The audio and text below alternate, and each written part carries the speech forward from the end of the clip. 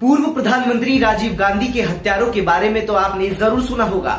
हाल ही में उनको जमानत भी मिल गई, लेकिन यहाँ सबसे बड़ा सवाल ये पैदा होता है कि जहाँ अपने देश में हत्या के आरोपियों को फांसी की सजा मिल जाती है, रिहा भी नहीं किया जाता, तो वहीं पूर्व प्रधानमंत्री की हत्या के दोषियों को आखिर सुप्रीम कोर्ट ने क्यों रिहा कर दिया। और दूसरा सवाल ये कि आखिर ये हत्या के आरोपी थे कौन। इन सभी सवालों का जवाब देंगे, लेकिन उससे पहले आप हमारी इस वीडियो को लाइक कर लीजिए, शेयर कर दीजिए, सब्सक्राइब कर दीजिए हमारे चैनल मोजो पत्रकार को, जिससे आपको और भी नोटिफिकेशंस टाइम टू टाइम मिलती रहे। नमस्कार, स्वागत है आपका मोजो पत्रकार में।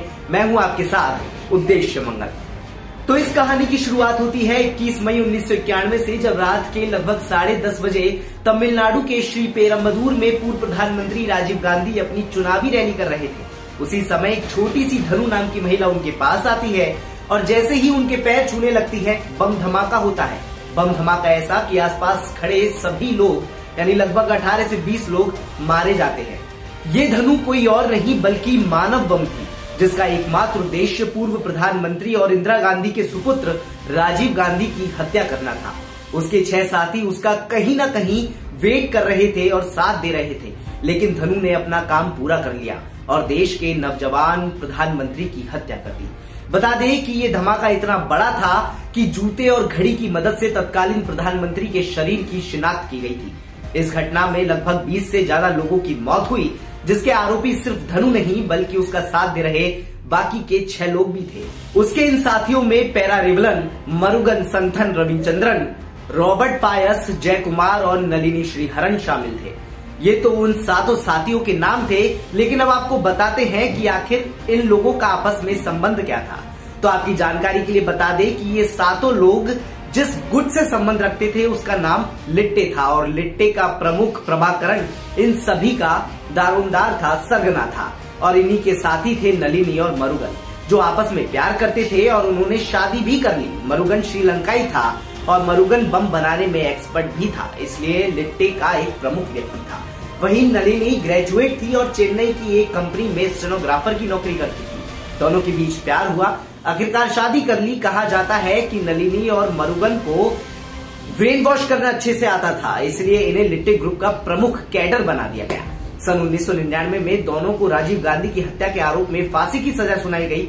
इसके बाद नलिनी ने जेल में ही एक बेटी को जन्म दिया, जो इस समय लंदन में एक प्राइवेट कंपनी में जॉब करती है। बच्ची अनाथ ना हो जाए, इसलिए सुप्रीम कोर्ट ने उनकी फांसी की सजा को उम्र कैद की सजा में तब्दील कर दिया, इसलिए उनकी फांसी की सजा रुक गई। अब बात आती है पेरारिवलन की। तो पेरारिवलन का जन्म 1971 में तमिलनाडु में ही हुआ था। वह इलेक्ट्रॉनिक और कम्युनिकेशन इंजीनियरिंग में डिप्लोमा था।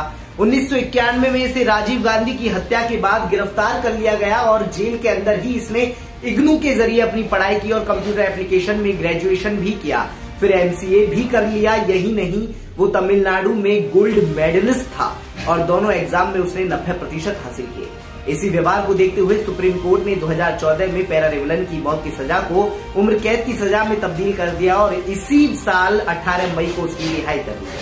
अब बात आती है संथन और रविचंद्रन की। ये दोनों श्रीलंका से हथियारों की ट्रेनिंग लेकर भारत आए थे और साथ ही उस समय के विरोधी नेताओं से भी मिले। संथन कोई और नहीं बल्कि धनु का दोस्त था, जो मानव बंदी थे। अब आखिर में बात पायस और जयकुमार की। इन दोनों के इस मिशन में सबसे ज्यादा योगदान था, क्योंकि धमाके के बाद जो साथी थे उन लोगों को सुरक्षित स्थान पर पहुंचाना इन्हीं का काम था। ये लोग उनके खाने पीने का इंतजाम करते, रहने का काम करते। अब आपको बता दें कि जयकुमारन की बहन से पायस की शादी हुई थी। बता दें कि इन दोनों का इस मिशन से सीधा हाथ नहीं था, इसलिए सुप्रीम कोर्ट ने इन दोनों की उम्र कैद की सजा को बरकरार रखा और फांसी की सजा को रहने दिया। तो इस तरह सभी को एक एक करके और धीरे धीरे से मौत की सजा से छुटकारा मिल गया। लगभग 31 साल बाद उम्र कैद की सजा से भी मुक्ति दे दी गई और रिहाई कर दी गई। एक इंटरव्यू के दौरान नलिनी ने बताया कि लोग उन्हें आतंकवादी न समझे, समय ये बताएगा कि वो आतंकवादी थे या क्रांतिवीर। नलिनी का ये इंटरव्यू कुछ खास समझ में नहीं आया, क्योंकि जिस तरह से उन्होंने एक षड्यंत्र के तहत पूर्व प्रधानमंत्री की हत्या की थी, उसे अंजाम दिया था, वो दिल को झकझोर कर देने वाला था। आपको क्या लगता है कि 7 आरोपी कोई क्रांतिवीर थे, जैसा कि नलिनी कह रही थी, या पूर्व प्रधानमंत्री की हत्या के दोषी? ये सवाल हम आप पर छोड़ते हैं। अपना जवाब हमारे कमेंट बॉक्स में जरूर दीजिएगा। लाइक कीजिए, शेयर कीजिए, सब्सक्राइब करिए हमारे चैनल मोजो पत्रकार को। नमस्कार।